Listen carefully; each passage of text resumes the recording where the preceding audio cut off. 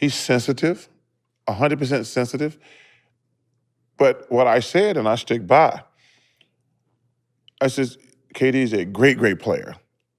But he's going to have to win a championship without the Warriors to get the old heads' respect.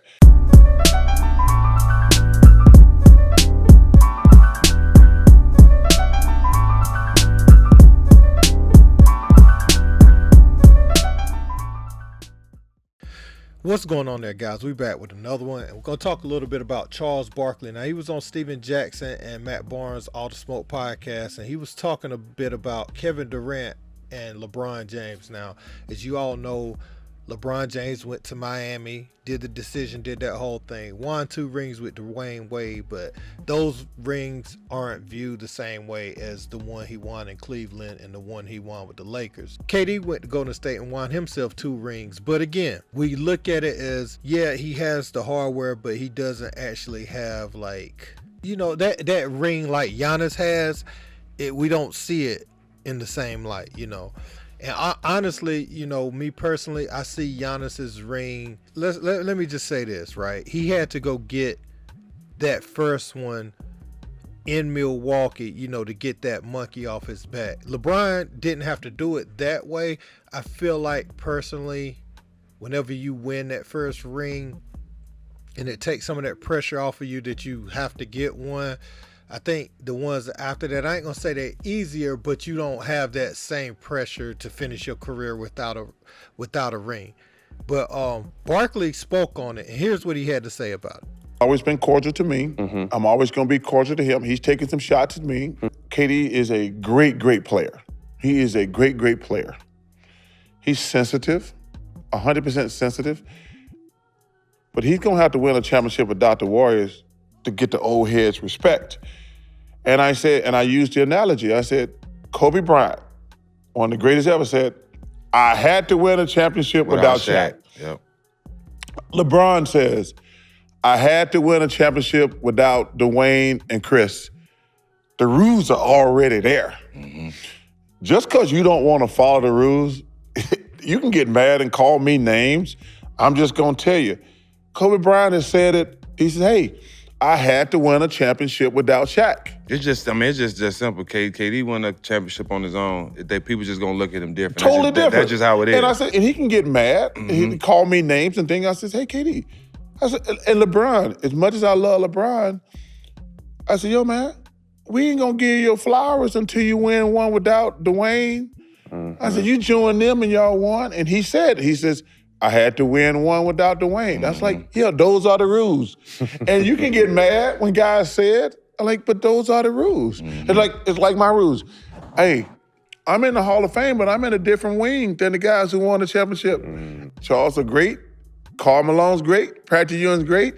They're not at the table with Magic, Bird, LeBron, Kobe. It's levels to this shit. And I ain't mad at that. I understand that.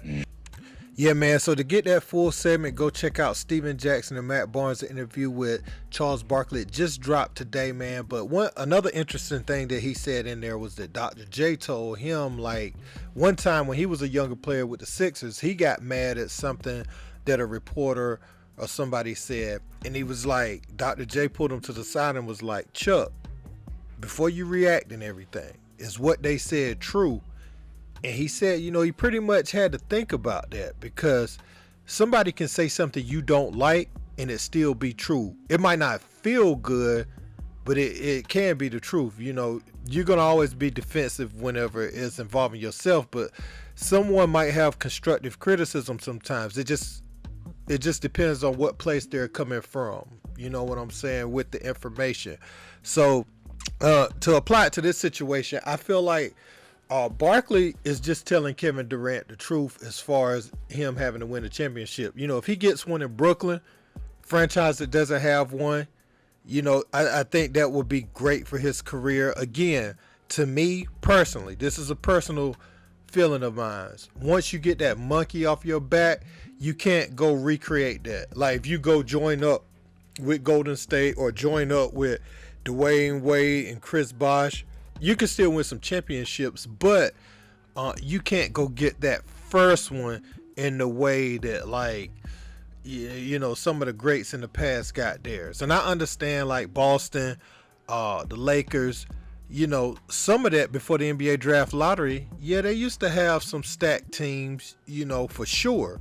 Because like they had drafted, I think the Celtics drafted Bird when he was still in college. So you could stack the teams the way you wanted to. We understand that once upon a time.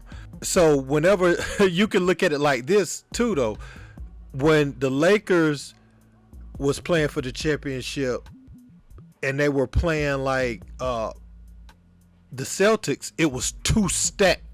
Two of the all-time great teams was playing each other. So your team had to be stacked. I felt like the Miami Heat at the time and the Golden State Warriors, they put the league at a disadvantage, you know what I'm saying? And the owners went out and did what they were supposed to do. I'm just thinking about players from a competitive standpoint. That's why I think the move was so frowned upon. A player as great as KD and the fact that he was up 3-1 in that series and then he joined them, I just think it left a bad taste in people's mouth. But if he could go win in Brooklyn, I think that title would be much more special to fans, but not just fans, like to him as well. I think he would appreciate that one more in the long run. And like Chuck said, LeBron came around at the end. He was like, I had to get one without Chris and Wade. And I don't really look at LeBron winning with Chris Bosh as a bad thing. Like, had Chris Bosh went to Cleveland or they went and joined up somewhere, if it was just those two, it'd been okay. But Dwayne Wade at the time, he had already won a Finals MVP.